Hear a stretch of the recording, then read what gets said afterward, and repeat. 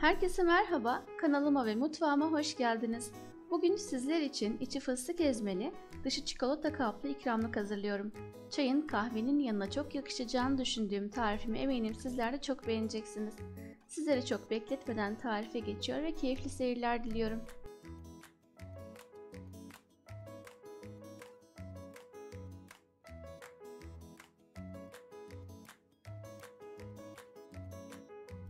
Öncelikle bir su bardağı yer fıstığını tavaya alalım ve ocakta biraz kavuralım. Isının etkisiyle yer fıstığının yağı açığa çıkacaktır. 5 dakika ocakta kavurduktan sonra fıstıkları rondoya alıp toz haline getirelim.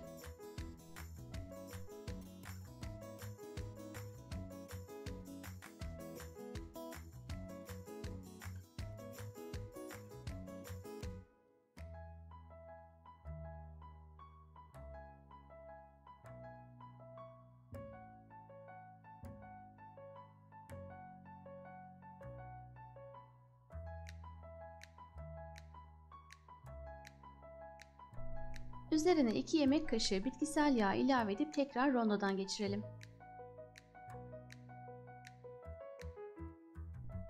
Bir yemek kaşığı bal ve 1 yemek kaşığı bitkisel yağ daha ilave edelim ve tekrar rondodan geçirerek son halini aldıralım.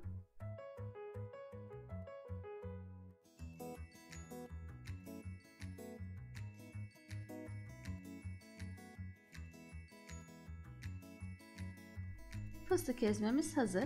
Bu tarif için isterseniz kahvaltılık hazır fıstık ezmesi de kullanabilirsiniz. Evde olmadığı için ben bu şekilde kendim hazırlamak istedim. Videoyu çekerken bahçeme gelen sürpriz misafiri de sizlere göstermek istiyorum.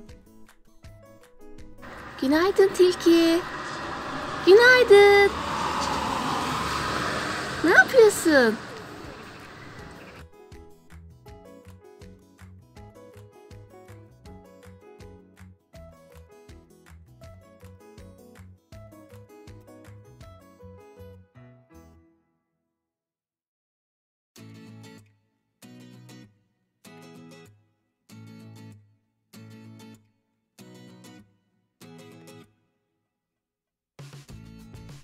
Tarife kaldığım yerden devam ediyorum. 300 gram yulaflık bisküviyi de rondodan geçirelim ve uygun bir yoğurma kabının içerisine alalım.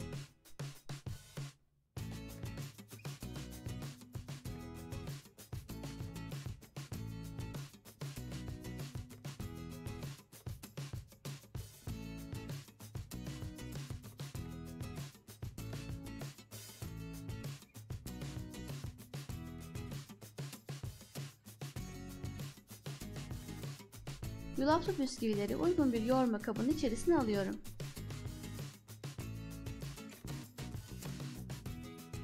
Üzerine hazırlamış olduğum fıstık ezmesini de ilave ediyorum.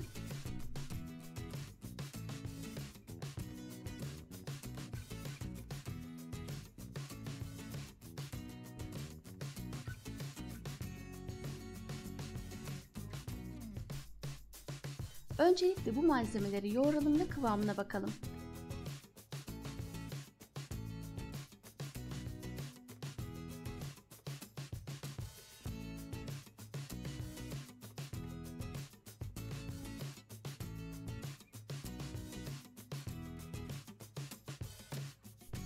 İki yemek kaşığı bal ve toplamda 1 çay bardağı tahin ilave ederek yoğuralım.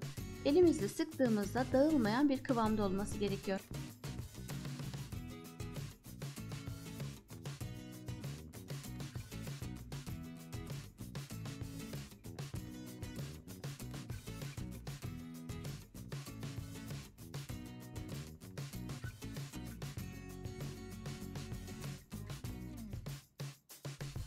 Elimize bir parça harçtan alalım, avuç içerisinde sıkıştıralım ve silindir şeklinde yuvarlayalım.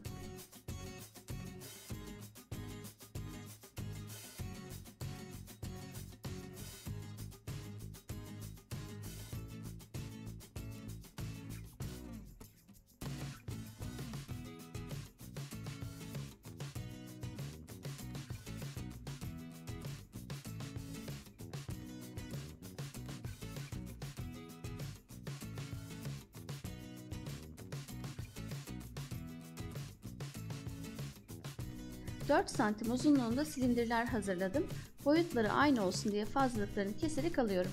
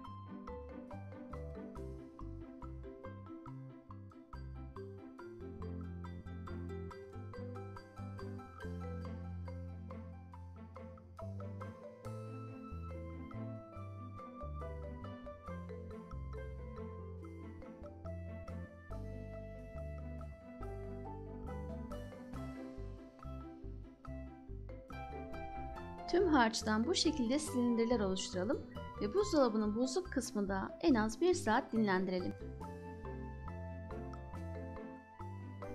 200 gram bitter çikolatayı benmari usulü eritelim.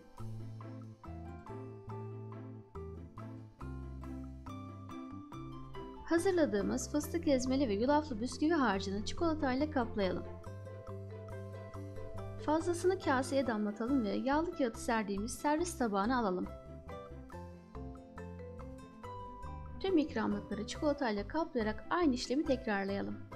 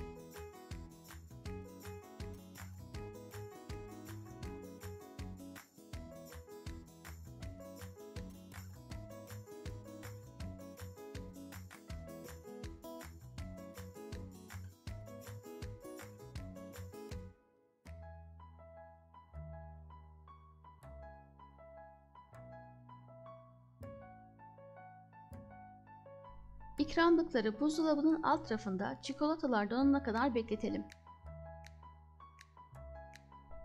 Benmari usulü erittiğimiz çikolataların kalan kısmını bir sıkma torbasına alalım ve ince şeritler halinde sıkarak şekil verelim.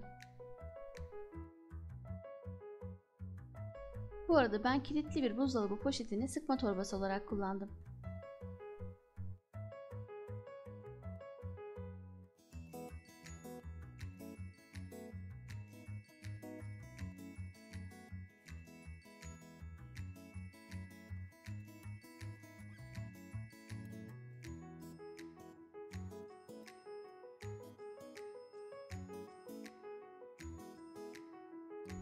İkramlıklarımız hazır.